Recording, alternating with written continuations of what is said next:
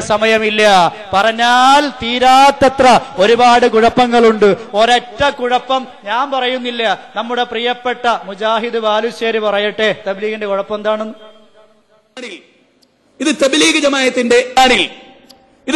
ജമാഅത്തിന്റെ ഖുർആൻ പരിഭാഷയാണ്. ഇതെന്തിനാ പരിചയപ്പെടുത്തുക അറിയോ? ഏറ്റവും സോഫ്റ്റ് ആയിട്ട് മുസ്ലിങ്ങളോട് പെരുമാറുന്ന ആളുകൾ എന്നാണ് തബ്ലീഗ് ജമാഅത്തിനെ കുറിച്ചുള്ള വെപ്പ്. ഒന്നിനെ എതിർക്കാറില്ല, ഷോപ്പിംഗ് ആണ്, അവരെ പോലെയാകണം, ഒരു പ്രശ്നവും ഇല്ല എന്നൊക്കെയാണ് ആളുകൾ പറയാ. നിങ്ങൾ കേട്ടോളി, ഈ മാരിഫുൽ ഖുർആൻ മൗലാന മുഫ്തി മുഹമ്മദ് ഷഫീ വിവർത്തകൻ എല്ലാവർക്കും അറിയാം. ഹാഫിസ് അബ്ദുൽ കരീം മൗലവി അൽ ഖാസിമിയാണ് ഇതിന്റെ പരിഭാഷ നിർവഹിച്ചത്. ഇത് തബ്ലീഗ് ജമാഅത്തിന് വിതരണം ചെയ്യുന്നതാണ്. ഈ പരിഭാഷയിൽ ഈ ആയത്തിറങ്ങിയ സമയത്ത് ഈ ആയത്തിന്റെ പശ്ചാത്തലം വിശദീകരിക്കവേ മൗലാന ഈ കാര്യത്തിൽ ഒരു അടിവരയിട്ടിട്ട് കേട്ടോളൂ. ഓരോ കാര്യങ്ങൾ പറഞ്ഞിട്ട് ഒരു ഭാഗം മാത്രം വായിച്ച് കളിപ്പിച്ചുതരാം. 147-ാമത്തെ പേജ് കേട്ടോളൂ. ഇത് പരിഭാഷയാണ്, എല്ലാവരും അവലംബിക്കുന്ന വ്യാഖ്യാനവും പരിഭാഷയും. ഈ ഖുർആനിന്റെ തഫ്സീറുൽ മആരിഫുൽ ഖുർആൻ എന്നാണ് ഇതിന്റെ പേര്. ഇതിൽ കേട്ടോളി, യേശുക്രിസ്തുവിന്റെ ജന്മദിനത്തെ ക്രൈസ്തവർ അവരുടെ പെരുന്നാൾ ദിനമായി കൊണ്ടാടി. ഇത് മുജാഹിദിന്റെ കൃതിയല്ല, നിങ്ങൾ മനസ്സിലാക്കുക. മുജാഹിദുകളെ ഇതൊക്കെ പറയുള്ളൂ എന്നല്ല, വളരെ ഗൗരവമായി കേട്ടോളി.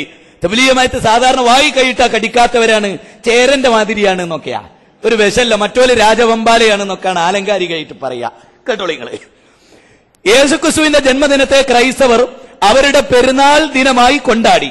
അതിനെ മാതൃകയാക്കി റസൂലുള്ളാഹി സ്വല്ലല്ലാഹു അലൈഹി വസല്ലമയുടെ ജന്മദിനം നബിദിനം എന്ന പേരിൽ ചിലർ ആഘോഷ ദിനമാക്കി.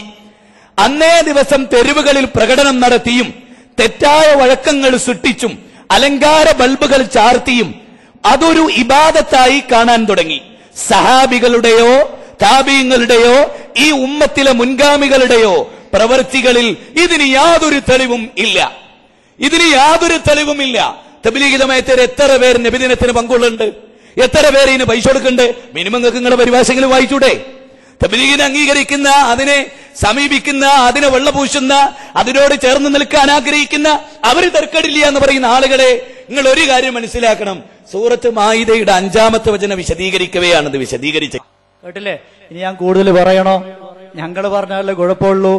തബ്ലീഗിന്റെ പരിഭാഷ എടുത്ത് വായിച്ചിട്ട് മുജാഹിദ് ബാലുശ്ശേരി പറയാണ്, തബ്ലീഗ് ജമാഅത്തിന്റെ ആദർശം ഞങ്ങളുടെ പൊന്നാദർശം തന്നെയാണ്.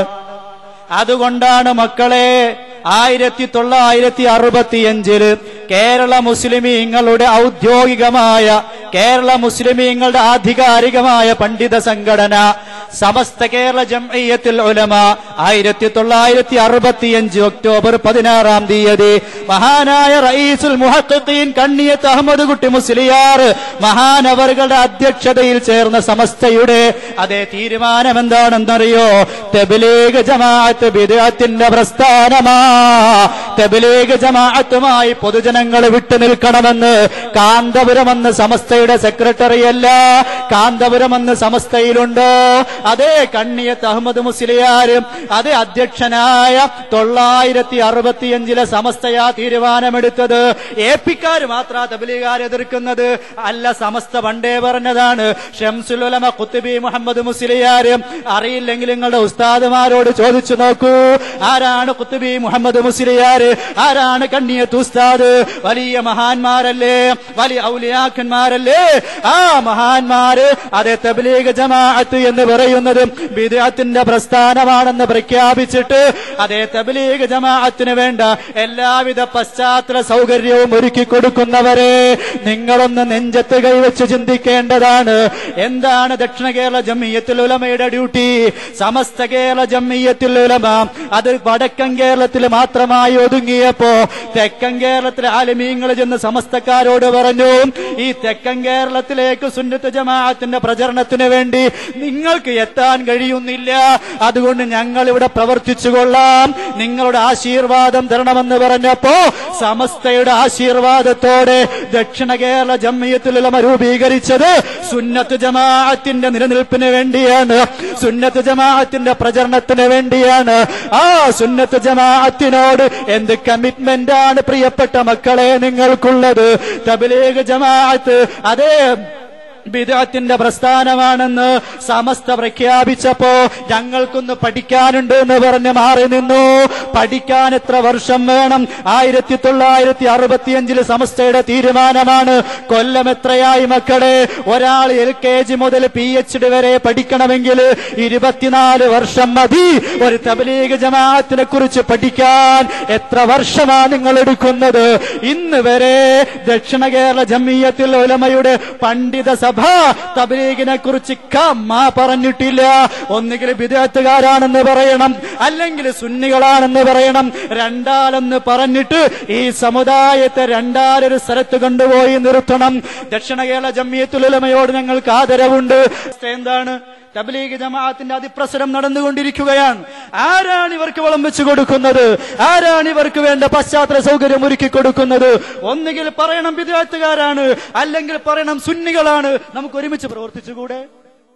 ഇവിടെ ദക്ഷിണയും സുന്നിയും കൂടി ഒരുമിച്ച് നിന്നാൽ ഏതെങ്കിലും ബിദ്അത്തുകാരനെ വിത്തുമുളപ്പിക്കാൻ കഴിയോ? ഇവിടെ സുന്നിയാണെങ്കിൽ സുന്നിയായി ജീവിക്കണം, അല്ലെങ്കിൽ ബിദ്അത്തുകാരായി പിന്നോട്ട് പോകണം.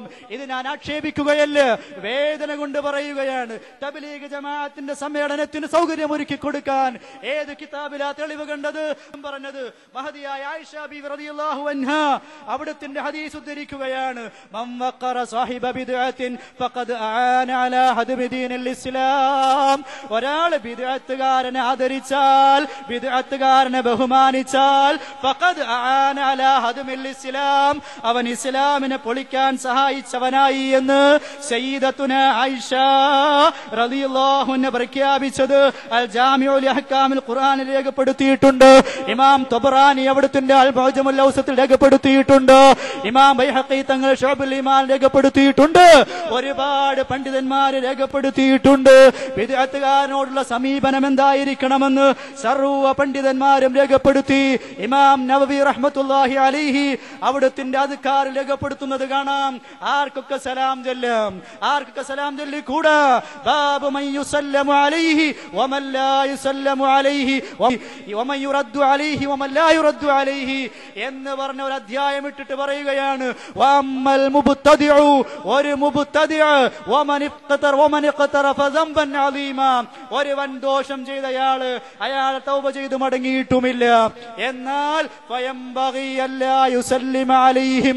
അയാളോട് സലാം പറയാൻ പാടില്ല, പുത്തനാശയക്കാരനോട് സലാം പറയാൻ പാടില്ല. ഇത് കാന്തപുരത്തിന്റെ തീരുമാനമാണ് ചില ആള് പറയാ. അല്ല, കാന്തപുരത്തിന്റെ തീരുമാനമല്ല. ഇമാം നവവി റഹ്മത്തുള്ളാഹി അലൈഹി അദ്കാറിൽ രേഖപ്പെടുത്തുന്നു, മുബ്തദിഇനോട് ഫയംബഗി അല്ലാ യുസല്ലിമ അലൈഹിം വലാ യുറദ്ദ അലൈഹിമുസ് സലാം, അവർ സലാം പറഞ്ഞാൽ മടക്കാനും പാടില്ല. കദാ ഖാലഹുൽ ബുഖാരി, ഇമാം ബുഖാരി അങ്ങനെ പറഞ്ഞിട്ടുണ്ട്. വഗൈറുഹു മിനൽ ഉലമാഇ, മറ്റു പണ്ഡിതന്മാരും പറഞ്ഞിട്ടുണ്ട്. വഹ്തജ്ജൽ ഇമാം അബൂ അബ്ദുല്ലാഹിൽ ബുഖാരി ഫീ സ്വഹീഹി ഫീ ഹാദൽ മസ്അല, ഈ വിഷയത്തിന് മഹാനായ ഇമാം ബുഖാരി തങ്ങൾ അവിടുത്തെ സ്വഹീഹില് മഹാനായ കഅബ് ബിൻ മാലിക് റളിയല്ലാഹു അൻഹുവിന്റെ ചരിത്രമുണ്ട്. അദ്ദേഹം യുദ്ധത്തിൽ നിന്ന് പിന്തിരിഞ്ഞു നിന്നപ്പോ അദ്ദേഹത്തോട് സലാം പറയാതിരുന്ന ഒരവസ്ഥയുണ്ടായിട്ടുണ്ട്. ആ ഹദീസ് എടുത്തുകൊണ്ട് ഇമാം ബുഖാരി തങ്ങൾ തെളിവ് പറഞ്ഞു, മുബ്തദിഇനോട് സലാം പറയാൻ പാടില്ല. കാന്തപുരത്തിന്റെ തീരുമാനം അപ്പത്. എന്നിട്ട് ആ മുബ്തദിഇന് വേണ്ട സർവ്വ സഹായങ്ങളും സൗകര്യങ്ങളും ചെയ്തു കൊടുക്കുക എന്ന് പറഞ്ഞാൽ എത്ര വലിയ പരിതാപകരമാണ്.